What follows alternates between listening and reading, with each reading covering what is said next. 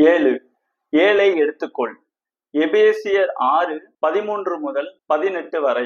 ஆகையால் தீங்கு நாளிலே அவைகளை நீங்கள் எதிர்க்கவும் சகலத்தையும் செய்து முடித்தவர்களாய் நிற்கவும் திராணியுள்ளவர்களாகும்படிக்கு தேவனுடைய சர்வாயுத வர்க்கத்தையும் எடுத்துக்கொள்ளுங்கள். சத்தியம் என்னும் கச்சை உங்கள் அறையில் கட்டினவர்களாயும் நீதி என்னும் மார்க்கவசத்தை தரித்தவர்களாயும் சமாதானத்தின் சுவிசேஷத்திற்குரிய ஆயத்தம் என்னும் பாதரட்சையை கால்களிலே தொடுத்தவர்களாயும் பொல்லாங்கானியையும் அக்கினி ஆஸ்திரங்களை எல்லாம் அவித்து போடத்தக்கதாய் எல்லாவற்றிற்கும் மேலாக விசுவாசம் என்னும் கேடகத்தை பிடித்து கொண்டவர்களாயும் நில்லுங்கள்.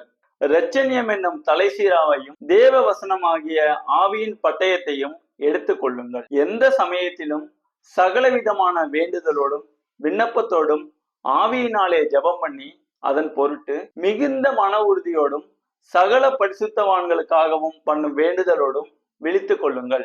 7 என்ற எண்ணை பார்க்கும் போது நாம் நினைவில் வர வேண்டிய 7 காரியங்களை எடுத்துக்கொள்ள வேண்டும்.